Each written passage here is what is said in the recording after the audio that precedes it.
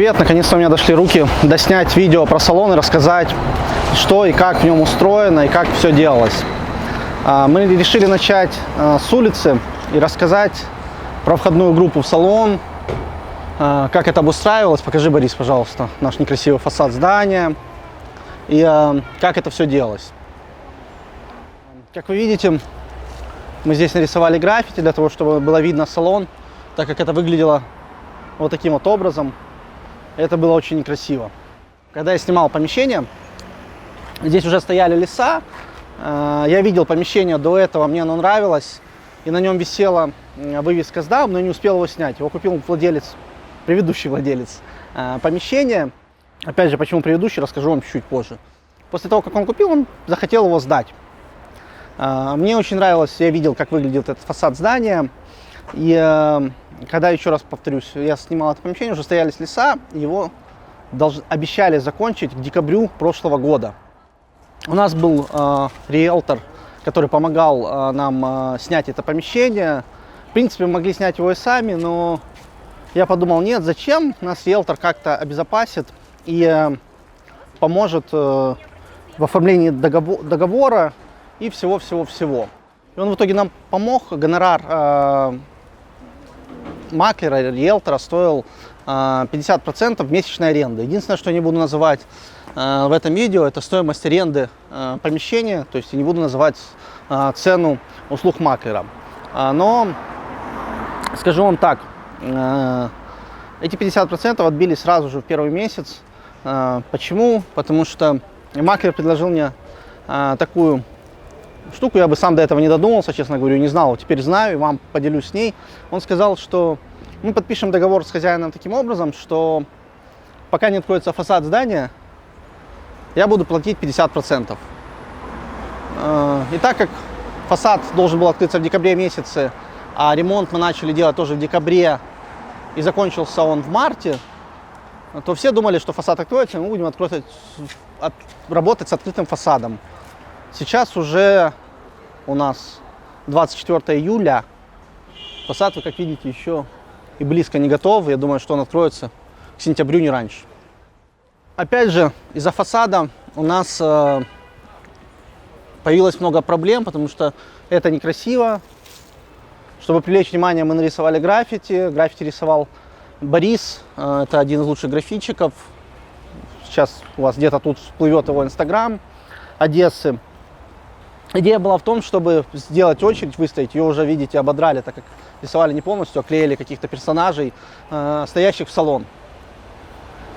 Стоило это $450. Вся работа. Распечатка, граффити и все остальное.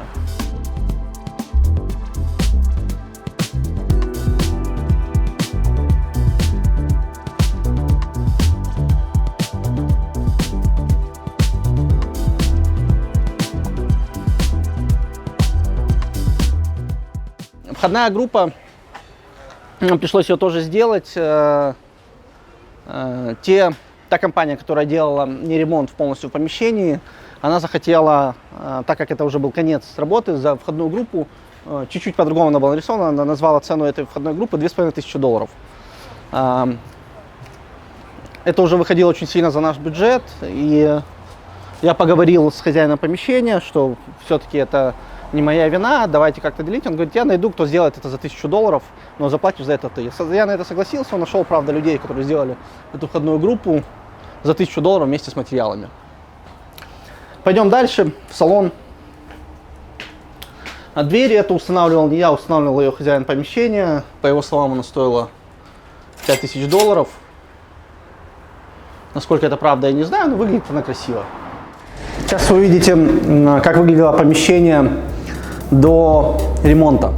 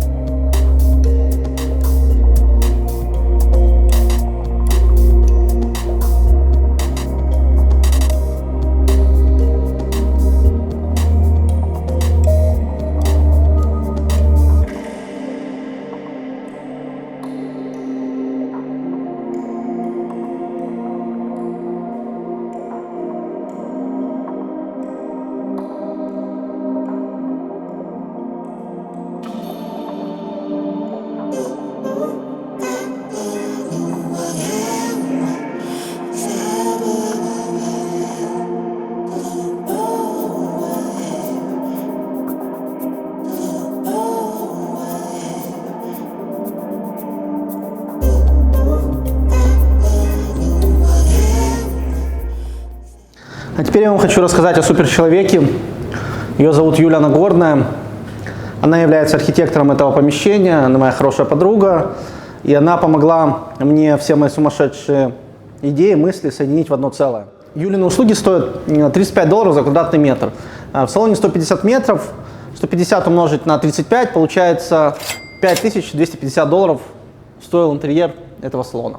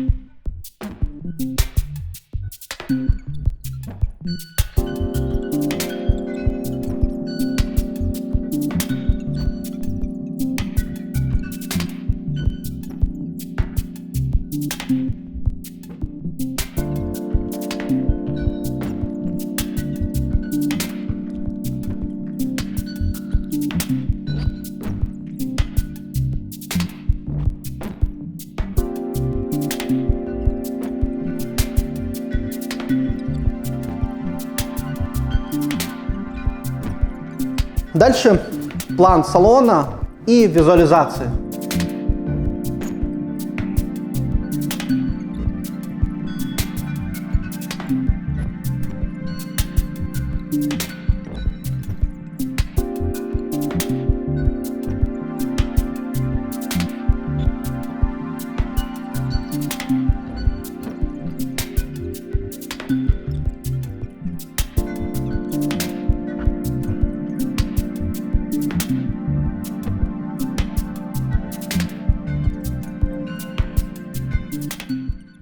Следующая компания «Атмосфера». Это компания, которая делала полностью все ремонтные работы в салоне, начиная от проводки и заканчивая электрики, и заканчивая сантехникой.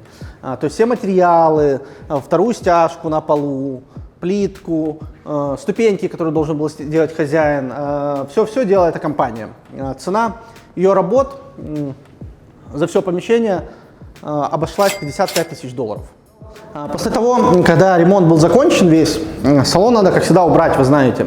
Генеральная уборка салона стоила $500. Следующее, это самое любимое, как и в том салоне, там была у меня зеленая стена, здесь у нас зеленый потолок, это цветы живые, это определенный вид растений, я не помню, как он называется. История была такова, когда я открывал первый свой салон еще, у меня мама флорист и озеленитель по образованию своему. Мы поехали в магазин с цветами, я показал, тыкнул на цветы, которые мне нравятся, она сказала, эти будут жить, эти не будут. И тогда еще выбрал этот вид растения, он неприхотливый, достаточно живучий и хорошо разрастается. Как только мы открыли салон, мы проработали месяц без цветов, потому что с поставками были проблемы с компанией, которая это делала, не буду даже ее озвучивать. Они были намного ниже. Вот сейчас они высажены сегодня июль, они были высажены конец марта. Вы видите, как они выросли. Для меня очень важно, чтобы в салоне был хороший звук. Я, когда открывал первый салон, достаточно сильно заморочился, пошел к друзьям, которые занимаются звуком, попросил их показать, какие варианты звука можно поставить. Они мне начали предлагать звук за 3, за 4 тысячи долларов. Я говорю, хорошо, покажите, как он выглядит. И мне в итоге показывают такие маленькие колоночки, знаете, их 5 штук, которые вешаются в помещениях. Они выглядят приблизительно вот так, как камера это. Я думаю, нет, это не пойдет.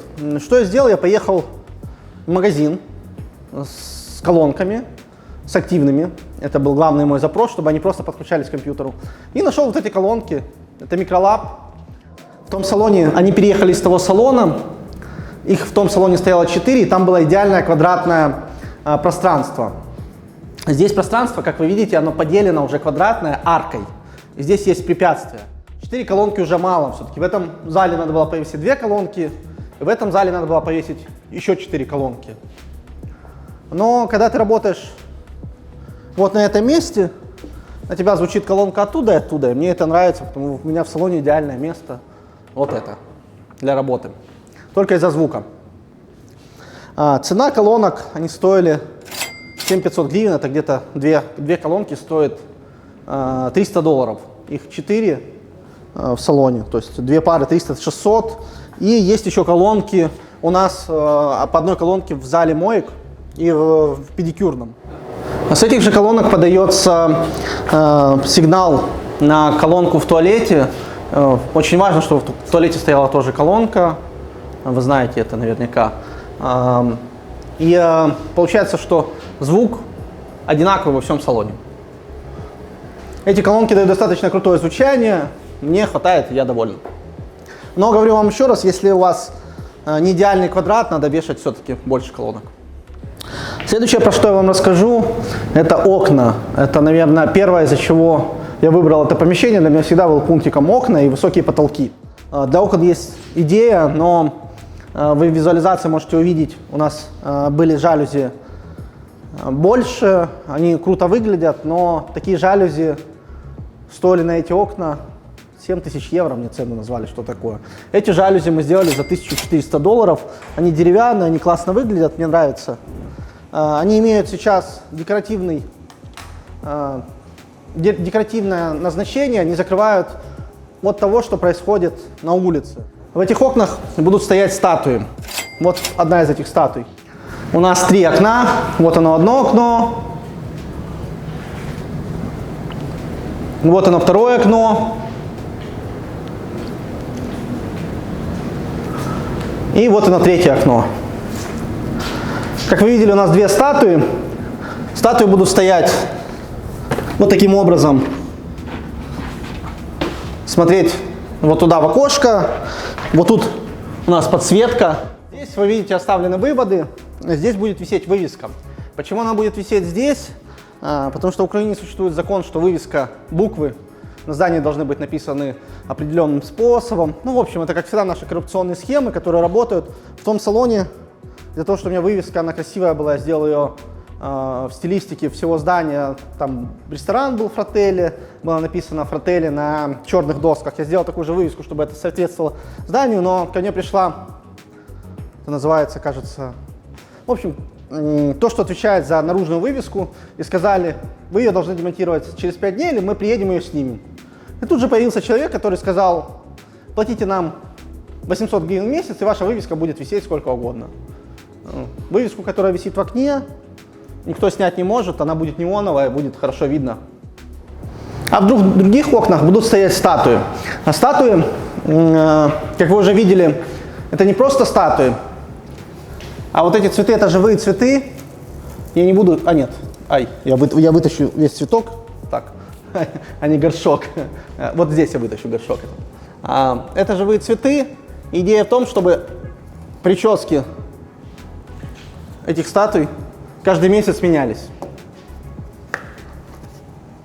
Дальше я вам расскажу про мебель, которая есть в этом салоне.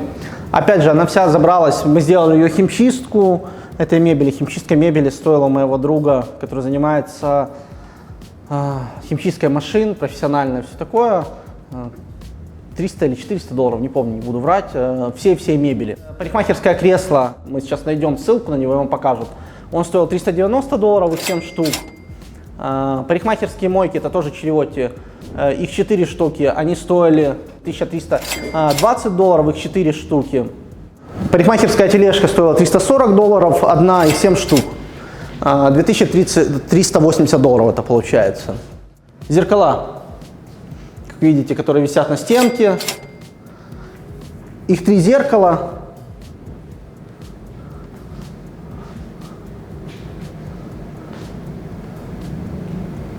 Вот здесь можно довесить еще 4-е в этой зоне, но я пока оставил это для фотозоны, для дневного света, когда у нас будут открыты жалюзи, здесь будет очень круто падать свет с 3 дня до 7 вечера летом, и зимой, понятно, меньше, но классный очень свет для фотографий будет. Следующее, о чем хочу с вами поговорить, это свет. Это самое важное в салоне. Тот свет, который зажегся только что, это свет специальный для цветов, это отдельная группа. Он включается и выключается сам в салоне. Он выключается в 9 вечера и включается сам в 6 утра, для того, чтобы цветы себя хорошо чувствовали. Свет в этом салоне, я вам честно говорю, промахнулся немного, потому появились вот эти вот конструкции, которые вы видите.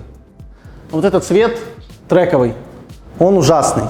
Он точечный, и так как у нас ушло 40 сантиметров из-за пола и из-за потолка высоты, этих 40 сантиметров бы хватило, чтобы его рассеивать, мне кажется.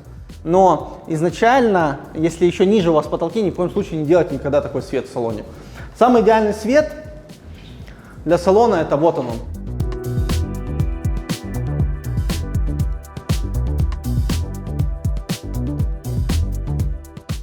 И весь свет в салоне стоил треки, переклеивание ленты, вот эти конструкции на сюда. Это все стоило $5000. Но если делать из LED-ленты, это будет стоить дороже и цвет будет намного круче. Поэтому я советую всем делать свет из LED-ленты. Стойка администратора, она делалась тоже еще в прошлый салон. Ее делал Игорь Марципан. Вот здесь вы где-то увидите сейчас ссылку на этих ребят. Они делают это всю мебель. Прошлый салон, вот эти все зеркала, это все делали они. Эту стойку, зону продаж. Стойка стоила $2200. Ее вообще не переделывали, ее только разбирали и собирали. Следующее, это, наверное, самое красивое место в нашем салоне. Это фотозона. Эта идея была моя. Я, честно говорю, я посмотрел. Вы где-то сейчас здесь увидите фото. Так был сделан какой-то салон, не знаю где. Я человек-папочка, собираю все фотографии, которые мне нравятся, до сих пор в папочке в телефоне. И когда мне надо воплотить, как и воплотить эту идею с интерьером, я собираю, открываю эти папочки, смотрю по папочкам все и нахожу то, что мне нравится. Я показал Юле этот проект, она сказала, что его может запросто воплотить наша подружка, хорошая Аня Баханько. Ее инстаграм вы увидите тоже где-то тут сейчас. И она сделала полностью эту конструкцию. Эта конструкция стоила $3500. Это только конструкция, которая вешается на потолок. Самое классное не только как выглядит эта конструкция, а и то, как вы можете менять цветовые эффекты ее. Фотозона, как вы понимаете, вы можете менять цвета. В тот же момент можете сделать просто белый цвет или можете сделать просто желтый цвет, теплый. Вот он, да. Вы можете менять температуру, вы можете менять мощность. Но помимо этого, не просто этот фон. У нас есть вот здесь белый фон для фото. Вот там черный фон. Мы используем кольцевые лампы. Вот они. Как используют их, в принципе, все парикмахеры. Их 3 штуки у нас. Но вы можете еще играться и с этим светом. Это зона моек, это Color Bar. Здесь все красители, шампуни наши. Главная идея зоны моек в том, что когда клиент лежит, и вы смываете ему краску, делаете какой-то ритуал для красоты волос, он лежит, вы моете ему голову, он смотрит наверх, и вы там можете показывать какие угодно видео. Рекламу продуктов, рекламу косметики, показы. В общем, все, что на что у вас хватит идеи, но это классно работает в салоне. Всем это нравится. Вот так мы наблюдаем весь свет в мойках, если нам надо. Оп.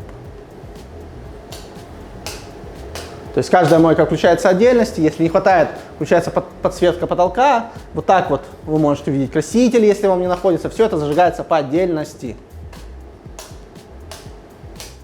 Color Bar. И вот эта вся зона для полотенец, вот это все было в том салоне, оно стоило $1900. У нас есть еще одна зона визажиста. Вот она зона визажиста в этом зале. Маникюрные столы, их сделали еще в тот салон, они стоили $2600. Сюда встроили уже вытяжки, они стоили еще $400. И сюда сделали полностью пьедестал, как во всех сейчас педикюрных кабинетах. Он был сделан специально залит, для него сделана подсветка. Это выглядит вот так вот. Красиво и функционально, это все поднимается, чтобы было мастерам удобно работать. И последняя история, которую я хотел с вами поделиться, это колор-бар. Как я вам говорил, нам хозяин сделал, помните, должен был сделать вывод канализации, он его сделал, он находится вот здесь, и установил обратный клапан. Не буду вам даже показывать двор, он еще в ужасном состоянии, его должны доделать тогда, когда сделают фасад. Ну, в общем, установили этот обратный клапан, и все на улице решили засыпать и сделать площадку красивую там. Все засыпали старым каким-то этим, залили бетоном. Я открываю кран. Это была суббота. В понедельник у нас открытие, вечер. А вода не стекает. Я вызываю сантехников, которые делали. Они приезжают, говорят, все хорошо, здесь все замечательно. Надо вызывать сантехников, чтобы они смотрели на улицу. Вызываем сантехников, чтобы они смотрели на улицу. Те смотрят на улицу и говорят, тоже все хорошо. Начинают разбираться и вспоминают про обратный клапан, который установили и который засыпали, и он закрылся. Пришлось разбивать всю площадку. Прибегали соседи, потому что это делалось все ночью, с субботы на воскресенье в ночь. Даже не буду говорить, сколько я заплатил сантехникам за то, что они это все разбили. И платил еще соседям деньги за то, чтобы они не вызывали полицию, так как это было 12 ночи, а они били отбойным молотком, чтобы выбить все это. Но это было достаточно смешно. И всякие мелкие вложения. Это система интернета, роутеры. Они стоили весь интернет полностью сюда. Видеонаблюдение, все это стоило $900. Сигнализация, она стоила еще около $900. Но самое крупное вложение в салон, вы знаете, это косметика, конечно же. Косметики в салоне куплено где-то на $19 000.